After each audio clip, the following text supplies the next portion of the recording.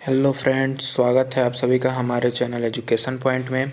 आज मैंने class 12th Hindi का एक बहुत ही महत्वपूर्ण टॉपिक लिया है। वो टॉपिक है रस, छंद और अलंकार। ठीक है, टॉपिक क्या है? रस, छंद और अलंकार। देखिए, क्लास 12th हिंदी में रस 2 नंबर का पूछा जाता है, छंद भी 2 नंबर का और अलंकार भी 2 नंबर का। इस तरह से कुल मिला के 6 नंबर का क्वेश्चन इससे आता है। तो अगर आप अभी के इस वीडियो में बने रहते हैं तो आपके 6 नंबर बिल्कुल पक्के हो जाएंगे। मैं इस एक वीडियो में पूरा ये टॉपिक ख़त्म करूँगा, रस, छंद और अलंकार। ठीक है, तो आप हमारे साथ बने रहिएगा पूरे वीडियो में। ठीक है, तो चलिए शुरू करते हैं। देखिए, क्लास 12th हिंदी में हिंदी का जो सिलेबस है उसमें रस 5 दिया है। ठीक है, श्रृंगार रस, करुण रस, हास्य रस, वीर रस और शांत रस। ये 5 रस आपको पढ़ने हैं।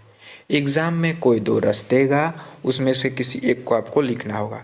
ठीक है, तो चलिए हम बारी बारी करके सभी रसों को पढ़ते हैं। ठीक है, तो सबसे पहले हम पढ़ेंगे श्रृंगार रस। ठीक, क्या पढ़ेंगे हम? श्रृंगार रस। तो चलिए देखते हैं श्रृंगार रस के बारे में। श्रृंगार रस का अस्थाई भाव रति होता है। ये आपको याद रखना चाहिए कि श्रृंगार रस का जो अस्थाई भाव होता है वो होता है रति। ठीक है, वो क्या होता है? रति होता है।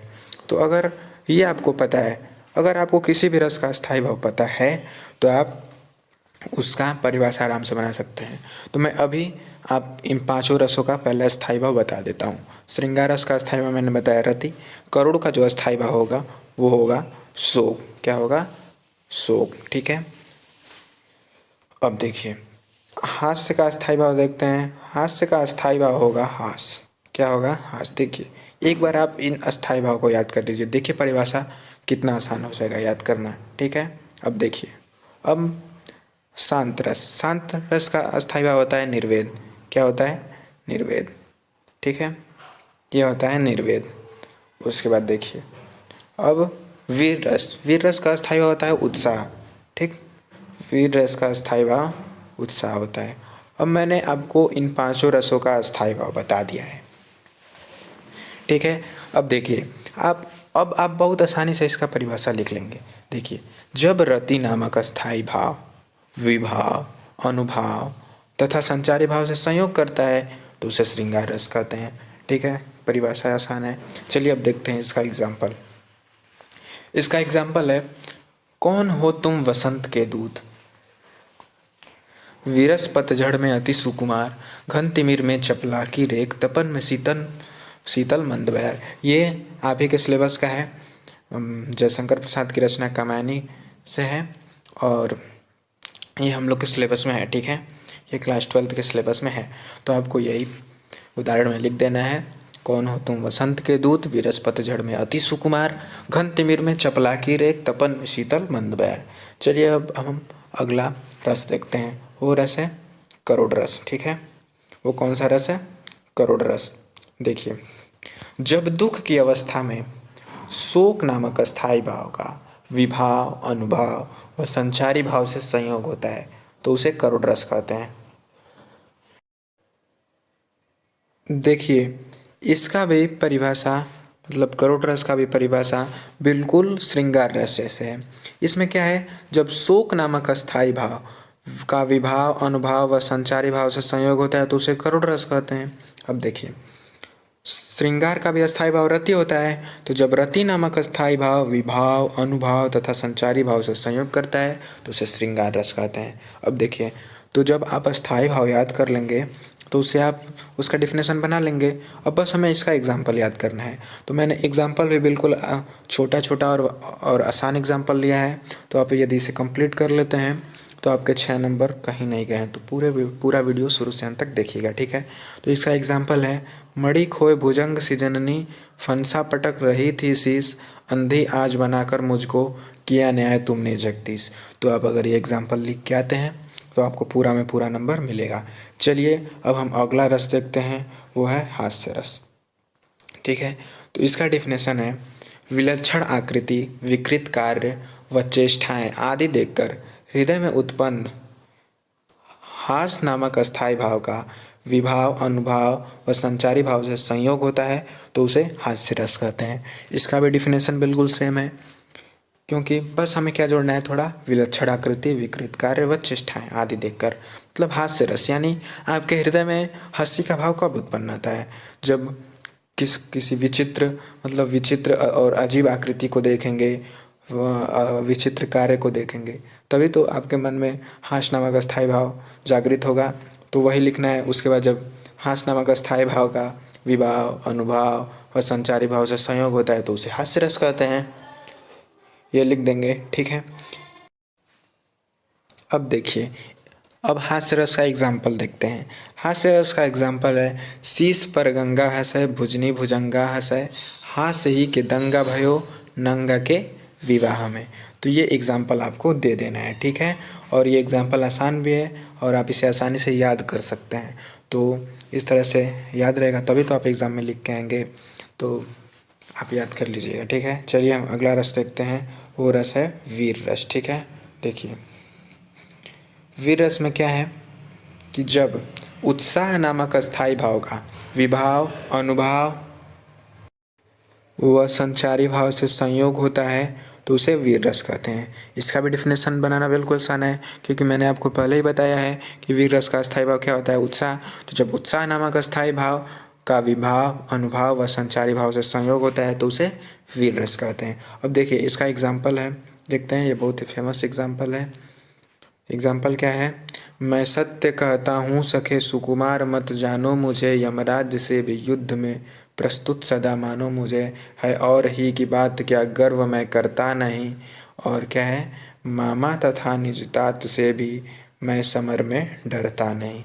तो ये वीर रस का बहुत ही अच्छा एग्जाम्पल है, आप इसे याद कर सकते हैं, ठीक है। ये एग्जाम्पल बहुत ईजी भी है, ठीक है। चलिए अब हम अगला टॉपिक देखते हैं, वो है छंद।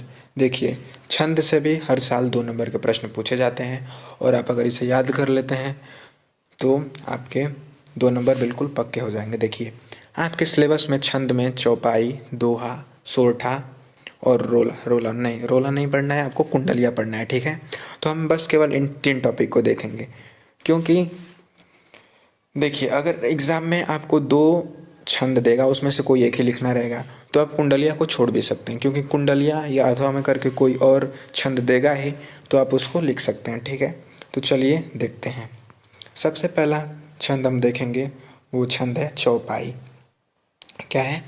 चौपाई। देखिए, यह एक सममात्रिक छंद है, इसमें 4 चरण होते हैं। ये क्या है? सममात्रिक छंद है। सममात्रिक छंद का मतलब हुआ कि इसके हर चरण में जो मात्राएं होंगी वो बराबर बराबर होंगी, ठीक है। और प्रत्येक चरण में 16-16 मात्राएं होती हैं। मतलब चौपाई में प्रत्येक चरण में 16-16 मात्राएं होंगी, ठीक है। चलिए देखते हैं इसका एग्जाम्पल। इसका एग्जाम्पल है, बदहु गुरुपद पदुम परागा, सुरुच सुबास सरस अनुरागा, अमी अमूरी में चूरन चारू, समन सकल भव रुज परिवारू, ठीक है। और आपको इसका मात्रा भी गिन के दिखा देना है। मैं बता देता हूँ आपको एक लाइन का कि कैसे आपको मात्रा दिखाना होता है। देखिए, सबसे पहले ये ब है, ठीक, और इसके ऊपर चंद्र बिंदु है, तो ये क्या हो जाएगा, इसमें 2 मात्रा। अगर 2 मात्रा होता है तो उसका सिंबल एस बना के दर्शाया जाता है, और अगर 1 मात्रा होता है तो उसका 1। अब देखिए, 1 मात्रा कब प्रयोग किया जाता है, जब कोई स्वर क्या हो, मतलब जब कोई भी वर्ड जो हो वो ह्रस्व हो। और जब ये सिंबल कब लगाया जाता है, जब कोई भी वर्ड दीर्घ हो, ठीक है। तो चलिए देखिए, ये ब है, तो ब में तो कोई मात्रा नहीं है, लेकिन इसमें चंद्र बिंदु है, इसीलिए यहाँ पे 2 मात्रा गिना जाएगा, ठीक है। इसमें 2 मात्रा गिना जाएगा। और द में केवल 1 मात्रा गिना जाएगा। उ में उ भी ह्रस्व है 1, ये भी ह्रस्व है 1, ये भी ह्रस्व है 1, ऐसे ही करके हम गिन सकते हैं। तो देखिए, इसको आप गिनेंगे तो ये 16 हो जाएगा, ठीक है। देखिए, मैं गिन के बता देता हूँ आपको।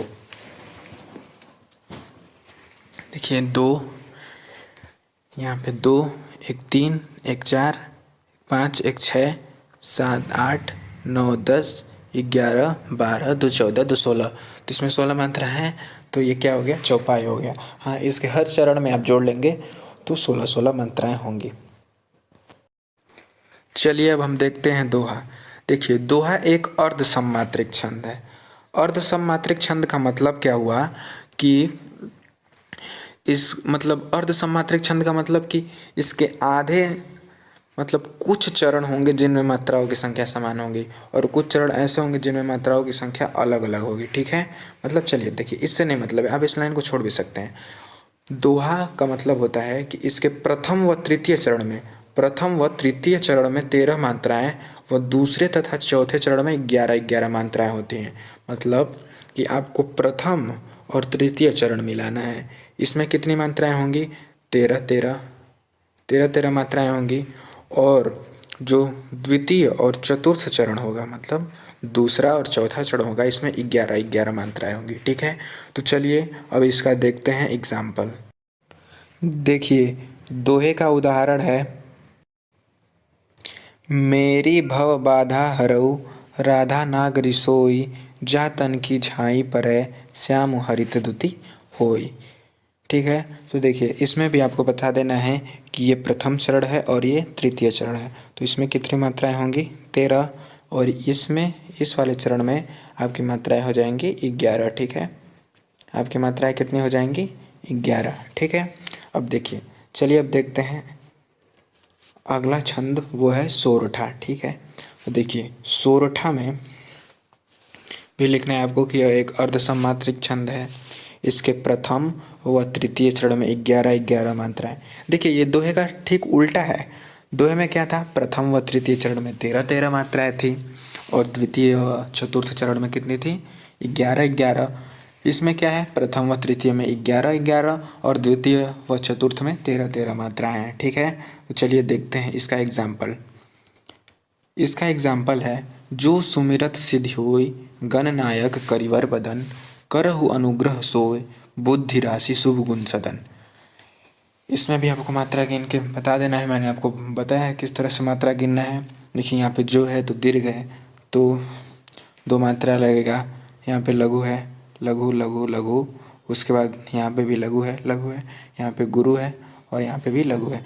तो काउंट कर लीजिए, 2 1 3 1 4 5 6 7 8 2 10 1 11, तो 11 हो गया। इसी तरह आप इसमें भी काउंट करेंगे तो 13 आएगा, 11 और फिर इसमें भी 13, इसमें भी 13 आ जाएगा। ठीक है, तो ये रहा हमारा चौपाई, दोहा और सोरठा। अब देखते हैं अलंकार। देखिए अलंकार भी 2 नंबर में पूछा जाता है। अलंकार भी 2 नंबर में पूछा जाता है, तो आपको अलंकार तो तैयार करना पड़ेगा। मैंने इसमें बहुत छोटा छोटा एग्जाम्पल लिया है जिसे आप आसानी से याद कर सकते हैं। ठीक है, और ये बहुत ही स्कोरिंग होता है, मतलब रस छंद और अलंकार तीनों ही बहुत स्कोरिंग रहता है और ये बिल्कुल फिक्स क्वेश्चन है, ये एग्जाम में आने ही आने हैं। तो देखिए आपके सिलेबस में क्या पढ़ना है? अनुप्रास, यमक, श्लेष, उपमा, रूपक, उत्प्रेक्षा, इन छठों को पढ़ना है। ठीक है, चलिए एक एक करते सबको पढ़ते हैं। सबसे पहला है अनुप्रास अलंकार। अनुप्रास अलंकार, जहाँ पर एक ही वर्ण की आवृत्ति बार बार होने से काव्य की शोभा बढ़ जाती है, वहाँ पर अनुप्रास अलंकार होता है। मतलब अनुप्रास अलंकार सबसे आसान अलंकार है, मतलब इसको पहचानना बहुत ही आसान होता है। जहाँ पर एक ही वर्ड बार बार आ गया वहाँ पे अनुप्रास अलंकार हो गया। जैसे तरनी तनुजा तट तमाल तरुवर बहु छाए, यानी इसमें त त त त त कई बार आया है, मतलब एक से अधिक बार आया है, तो वहाँ पे क्या हो जाएगा? अनुप्रास अलंकार। ठीक है, तो ये बिल्कुल आसान है। ठीक है, चलिए अब अगला अलंकार देखते हैं, वो है यमक अलंकार।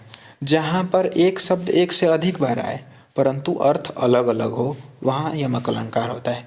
देखिए यमक अलंकार में क्या होता है कि एक शब्द 2 बार आता है, मतलब 2 बार या 2 से अधिक बार भी आ सकता है, लेकिन उसमें उसका अर्थ जो होगा उन दोनों का अलग अलग होगा। जैसे कि उधो जोग जोग हम नाही, मतलब ये गोपियों का कथन है।